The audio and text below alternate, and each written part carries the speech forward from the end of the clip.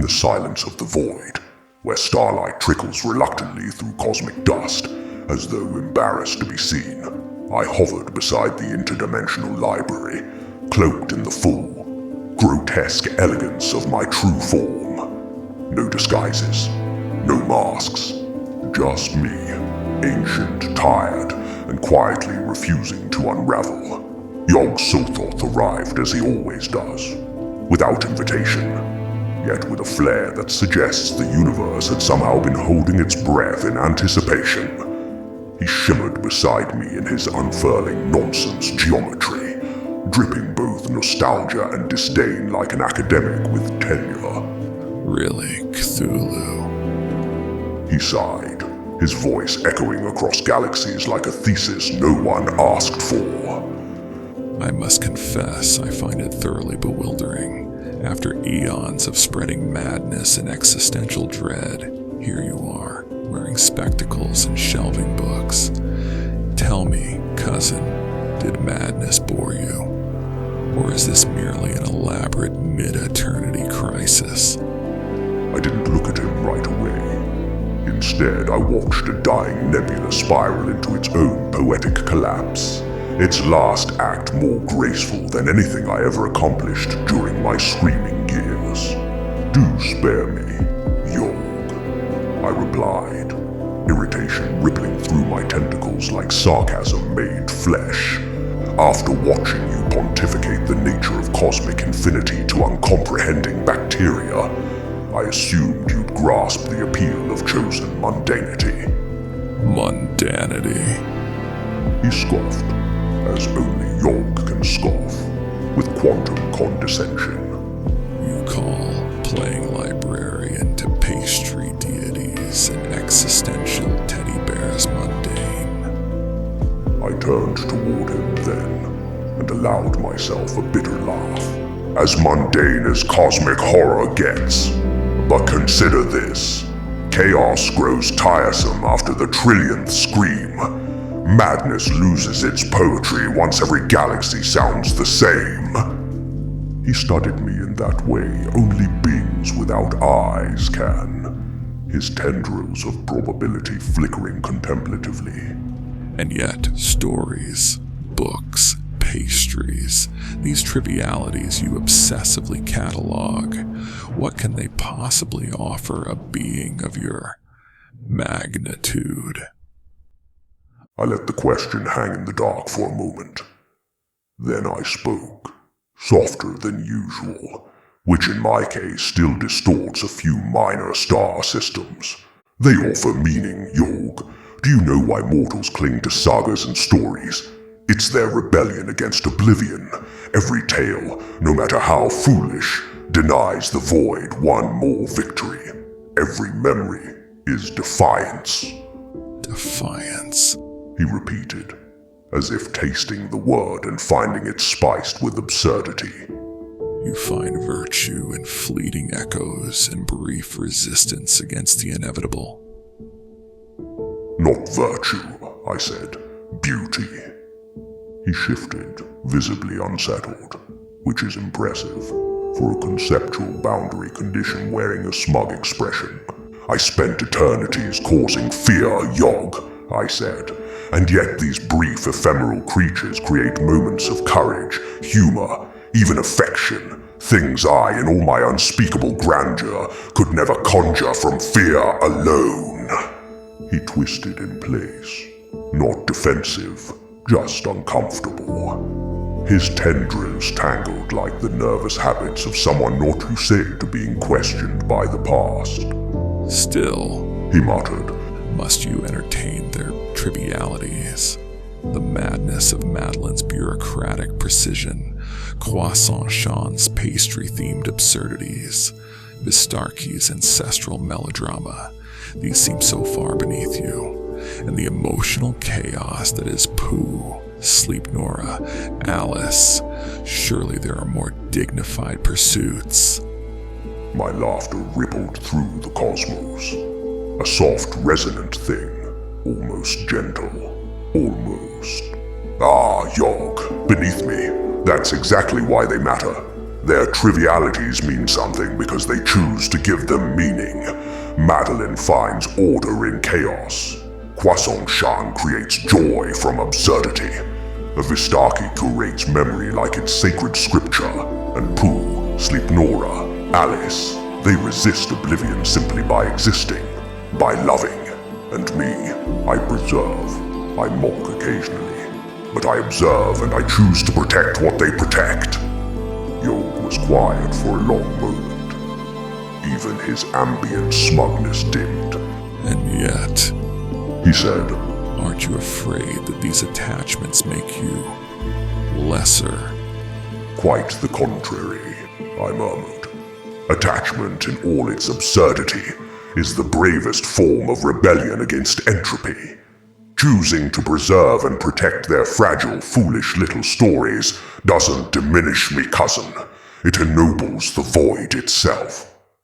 We drifted there for a while, side by side, two ancient horrors contemplating infinity like bored professors at the end of the semester. Galaxies spun beneath us. Time flinched nearby. You've become sentimental. Yog finally said softly, almost reverently. The kind of tone only possible in the solitude of gods who've run out of cleverness.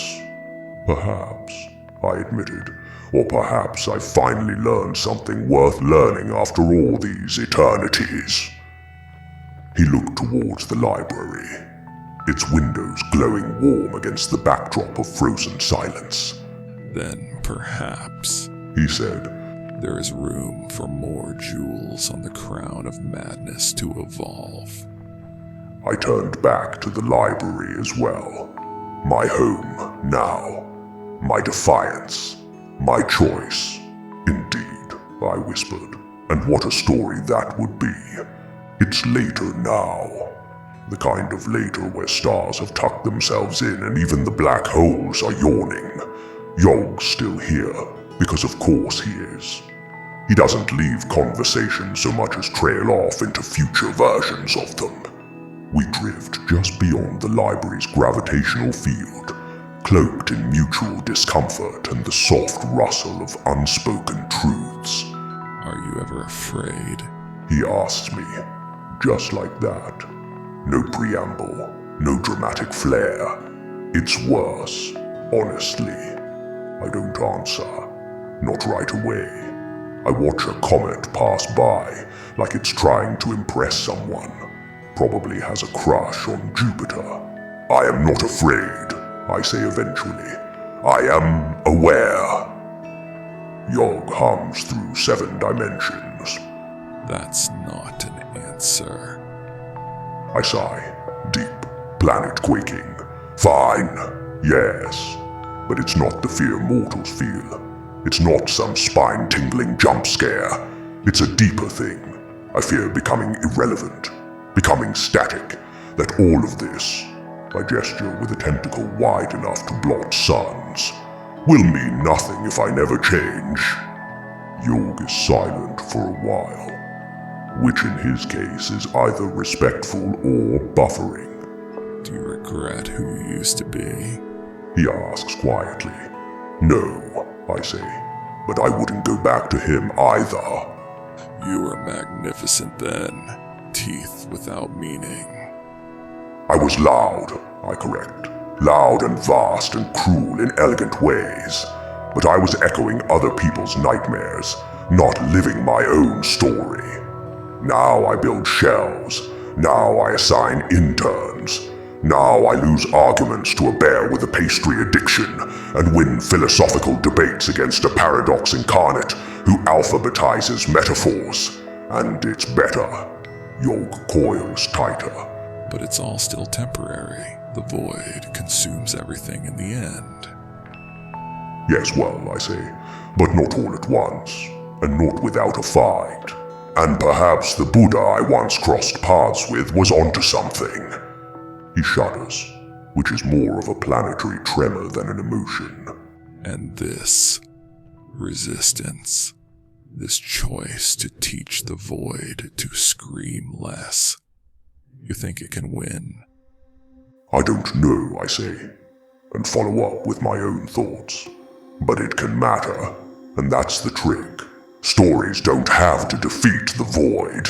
They just have to outlast it long enough to be heard. Yog is watching me like I've cracked, which is rich, coming from someone who exists as a topological punchline to causality. I saw Vistarki the other day, He says, changing the subject with the elegance of a falling asteroid. Her golden eldritch tentacles weeped in her archives. That's how she meditates, I reply. Each tear categorizes something she can't speak aloud. And Croissant Shan, still rewriting pastry physics. She made a Danish that reversed entropy for 4 seconds. Then it imploded into jam.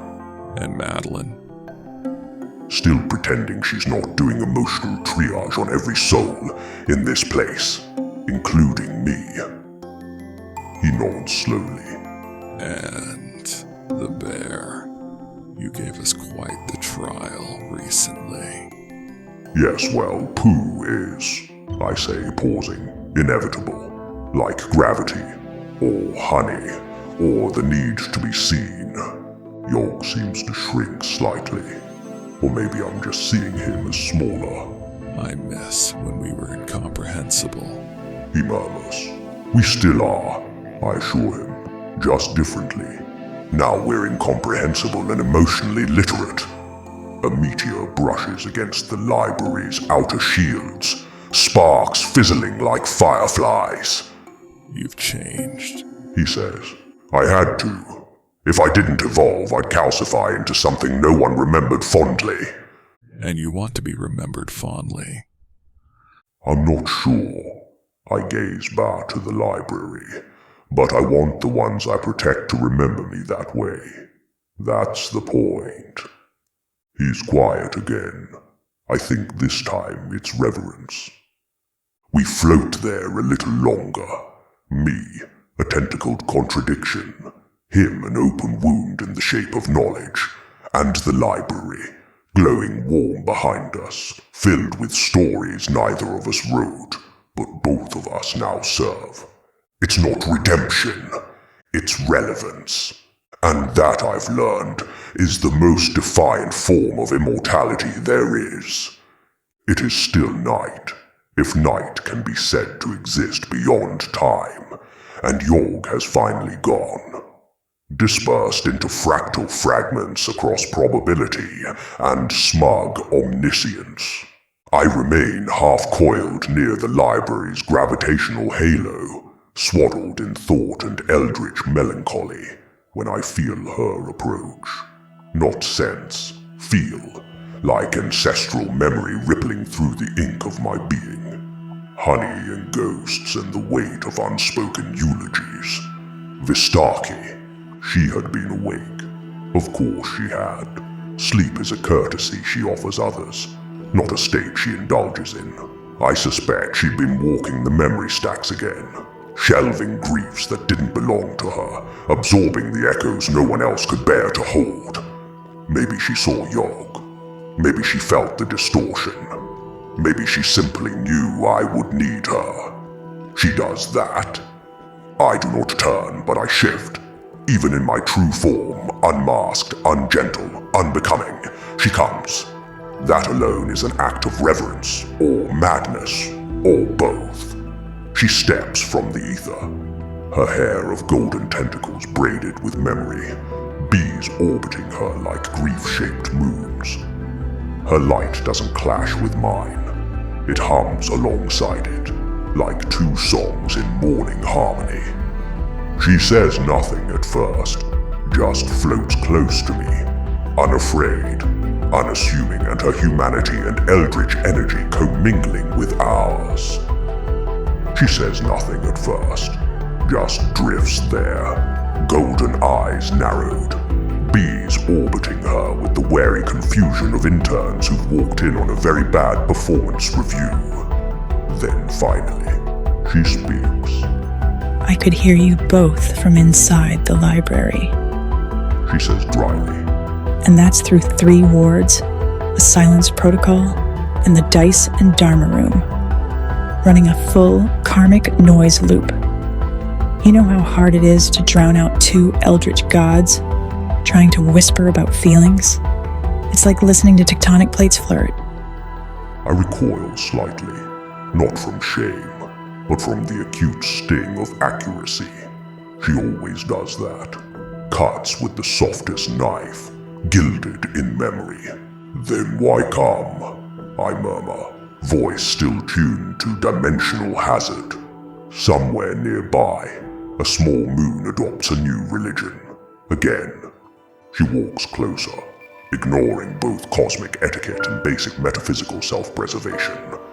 Her bees buzz louder now, nervous perhaps, or simply editorializing. Her shoulders quake, not from fear, but from the sheer ridiculous boldness of approaching what should not be approached. And then, gods and paradoxes bear witness. She reaches out, a single hand, and lays it on me. My true form. No illusions, no avatars, no buffering. No one does that. Not even Yog. Not since the great unmaking. It doesn't harm her, but it echoes through both of us like a cathedral bell rung in the bones of the multiverse. I needed to confirm something. She says softly now. That you're still you, beneath all this. That the monster chose the shelves. That the destroyer picked stories over screams.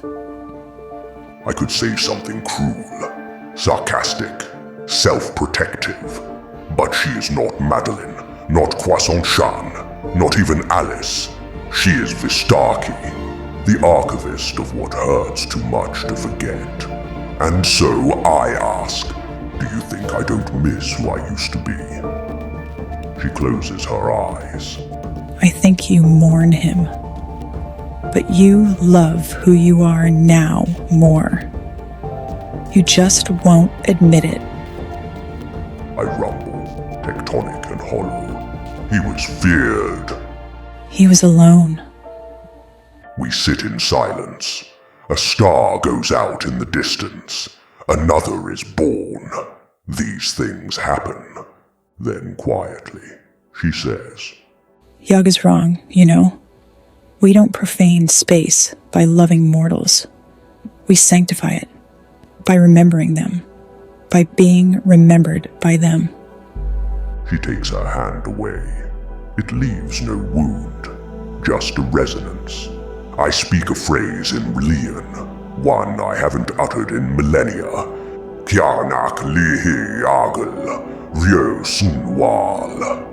She replies instantly, the bees around her humming the old words that sing underneath time. Memory is a kind of defiance.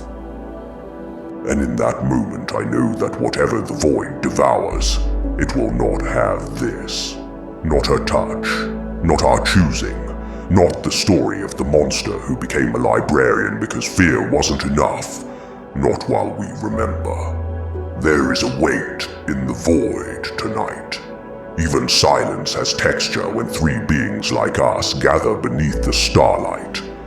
Vistarki sits with her knees drawn to her chest upon a floating slab of obsidian memory, her bees humming low in melancholic arcs.